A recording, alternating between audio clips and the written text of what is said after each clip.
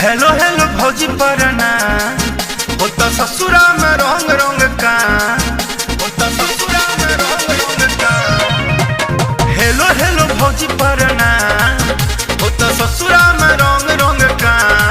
दर्द सहले ना सहाला करी ना बुझाला यव रहल चाहताटे हमसे बच बच के।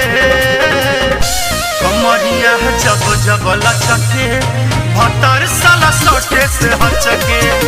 कमरिया जब जब लचके भतर साला सटे से हचके।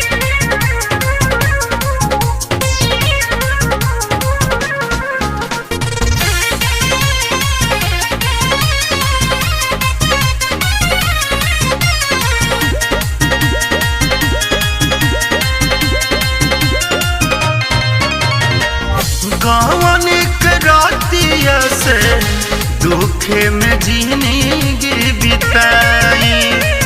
पियावा के रहन सहन का हम बताई। एहो भौजाई गावनिक रातिया से दुखे में जिंदगी बिताई। पियावा के रहन सहन का हम बताई।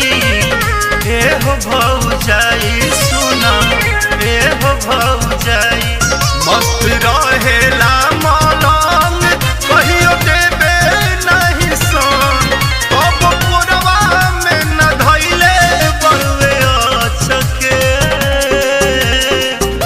कमरिया जब जब लचके भतारे हमर सटे में हचके। कमरिया जब जब लचके भतारे साला सटे में हचके।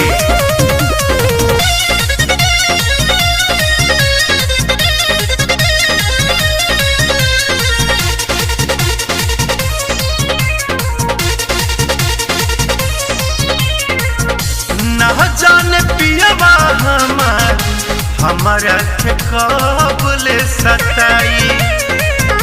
राजू राकेश संगे हमसे ना रही।